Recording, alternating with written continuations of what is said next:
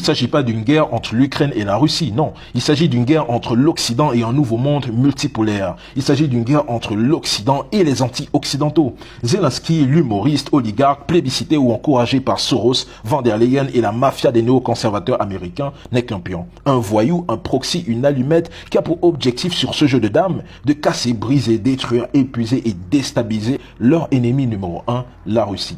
Cette Russie, dans sa géostratégie, qui perturbe, freine le nouvel ordre mondial sous la main noire américaine. La Russie lutte contre toutes ces nations occidentales qui se sont enrichies en massacrant des peuples, en imposant l'esclavage, la colonisation, en commettant des génocides, des crimes, des barbaries, des assassinats politiques au fil des siècles. Oui, c'est contre ces nations que Poutine lutte. En vérité, Poutine n'a jamais agi. Au contraire, il a réagi. Et la guerre, sous toutes ses formes, s'est présentée à nous, que ce soit sur le plan économique, militaire, géopolitique, etc.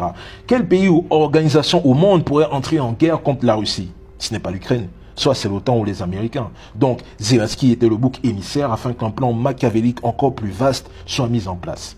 La guerre de l'information a donc pris sa place afin de modeler les opinions. Mes frères, c'est la guerre du capitalisme contre le communisme. La guerre est devenue idéologique, culturelle et même spirituelle, car ils veulent nous imposer leurs valeurs pour effacer nos traditions. Au-delà des mots, place à la réalité, car il y a des chiffres, l'Ukraine a perdu la guerre. On nous a dit que la Russie est tombée. On nous a dit que Poutine est atteint d'une maladie grave. On nous a dit que les soldats russes meurent par centaines de milliers. On nous a dit que même son armée est épuisée. Mais jusqu'ici, en 2023, la Russie n'est juste qu'en opération spéciale et non en guerre. De quoi donc on nous parle? C'est l'Ukraine qui est ravagée. Des réfugiés par millions migrent en Europe occidentale ou en Russie. C'est la Russie, la Chine, l'Arabie Saoudite, l'Inde, le Brésil, l'Iran qui accélèrent leur croissance face à une Europe en déclin qui meurt. Le Royaume-Uni, la France, l'Allemagne sont au bord du gouffre et de l'asphyxie. Aux États-Unis, plus rien ne va. Chers Africains, oui, la Russie ne sera jamais le meilleur ami de l'Afrique.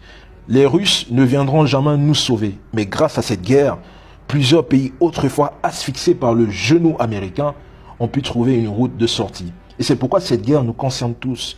L'effondrement de la Russie sera l'effondrement d'un bloc traditionnel. L'effondrement de la Russie permettra à ces globalistes de mettre en place leur vision satanique. Et je vais le dire sans langue de bois. Si on s'amuse, on va assister à une désacralisation totale, vu que chez eux, il y a déjà une décadence qui est réelle. Pour eux, un homme doit épouser un homme, une femme doit coucher avec des animaux. La déshumanisation, tout y est, mes frères. Faisons attention.